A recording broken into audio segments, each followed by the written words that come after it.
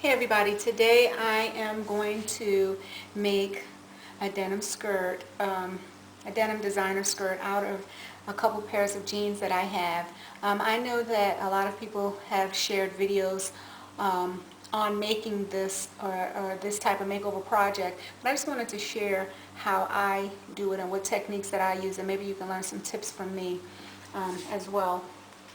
To begin, normally whenever I make this type of skirt, I will take one of the pairs of jeans and I'll cut the legs off as close as I can get it to the crotch, and then I'll have a pair of shorts.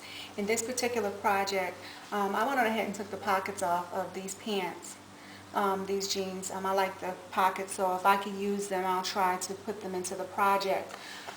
Okay, so then I'll set these aside. The legs that I cut off, I got two really nice wide pieces of fabric out of them, and I'll show you how I opened them. Now, on most standard pairs of jeans, the outside leg of the jeans will be like a straight stitch, just going straight down. It'll be like a straight seam, nothing fancy. The inseam, or the inner side of the leg, on most standard pairs of jeans, is that long trail of double stitching, which is called a flat felt seam, and this what gives the jeans a lot of their character. So I wanted to preserve that.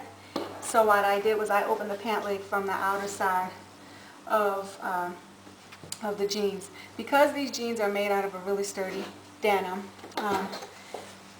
I did not have to take my seam ripper and pick apart each and every little stitch, because I felt confident enough that they wouldn't rip or tear if I applied some pressure to pull them apart. So what I did was I just picked out maybe like 2 or 3 inches down from on the straight seam, and then I just broke it apart the rest of the way.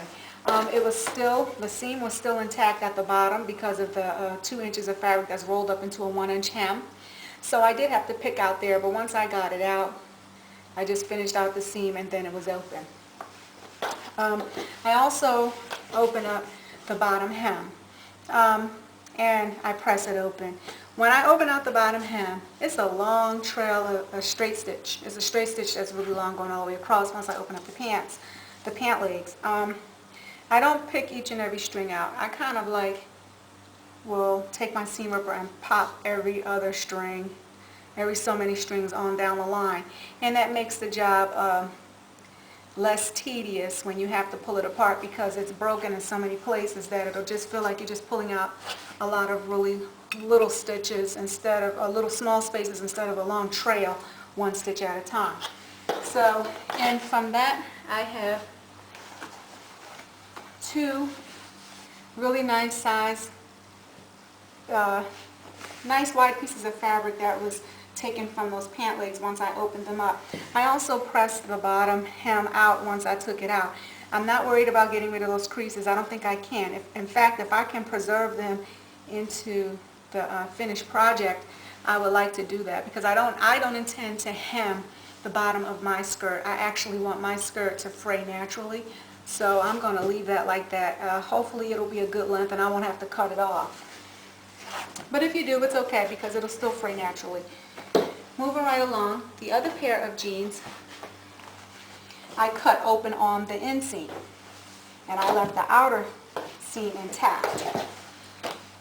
The reason why I did that is, again, this is what gives most jeans a lot of character, and gives it that designer look. So I cut my pant legs open on the inseam, and I preserve that double-edged stitching so it can show on the front of my denim skirt when it's finished. Okay, so basically what I did was I took my shears and I cut as close as I could to the edge of that flat felt seam, or that double-edged stitching, until I just cut all the way up and around. When I cut, it still had like a rounded part of fabric right here. That, because now it's open, it made up the crotch area. So now that it's open, you have that extra fabric there. So what I did for this, took my seam ripper again, and I just opened up that seam right there that makes up the crotch area, just about a couple of inches. And then I overlap the neat folded edge side of the crotch that's now split open. I just overlapped it to make it neat, and I want it to lie flat just like it would do if it were a pair of jeans. So that's why I got rid of that extra fabric there by splitting it and folding it over. But if it doesn't lie flat, you may have to open up a few stitches at a time until it does lie flat, but it should just lie flat there for you. And whatever I do for the front of these, this project, I'm going to also do for the back of the project. So I split the seat in the back as well. And while I'm working on the front, what I do is I just fold it over to get it out of the way. From there, I'll take one of the open pant legs and I'll just place it underneath. I usually kind of work with the front first and then the back. So you can do it any way you want, but that's the way I do it. And I just kind of lay it under there really flat, and you can see how it's forming the skirt already. I try to get as much width as I can toward the bottom of the skirt that I'm making. So just at the bottom mainly, I'll pull out some fabric there, and what I want to do is I want to match the bottom corner of the cut seam that I did on the inseam of the pants to just match the very bottom of wherever I want my width to stop on this skirt, on the fabric that I'm using to make the width for the skirt. And from that point, you can just probably fold it over a couple times and place a pin in it just to get it out of the way. And I'll do the same thing for the back. And then from there, once I get it in place, I'll overlap it, get it really nice and flat, you know, work out any puckers and wrinkles and everything, and then I'll pin it all the way around. Actually, what I usually do is I pin the bottoms first, and I'll just do this side and that side, this side and that side, working the fabric until it gets nice and flat. Another thing that you can do is you can use some regular sidewalk chalk or chalkboard chalk, and you can just kind of sketch around where you want to pin this outline right here, and then that'll help any of our novice sewers who may have a hard time pinning that on. And then from there, once you get it pinned on, you can either sew it on by hand.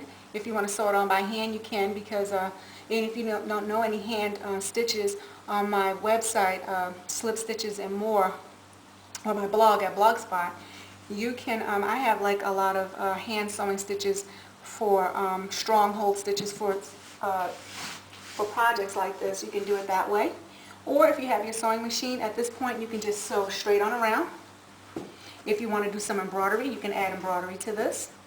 You can do a lot of things with this project. One of the things that I said I would like to do is try to save the pockets. So maybe I might, if I can get this really flat in here, I may take this pocket. It's a pretty cool pocket. I don't want to waste it. So I just may take this pocket and put it right here on the skirt. You know? Or I may put it on the outside of the leg if I can. I can probably maneuver it that way. I don't want to put it anywhere by my knees or anything like that. So I would find some place to put this pocket, but more than likely I'll probably put it somewhere in here. And it'll be a neat place to put my cell phone. If I'm sitting with a friend or something at their home, I can just put my cell phone there. So I can take any calls from my husband, anything like this, be right there. Okay, and basically that's it. You can see how it has turned out, and I haven't even sewn it up as a designer skirt. Give yourself enough width right there so that you'll be able to have a good stride when you walk. And that's basically it, and those are my techniques. And I hope that, that this video is beneficial for you. See you next time. Bye.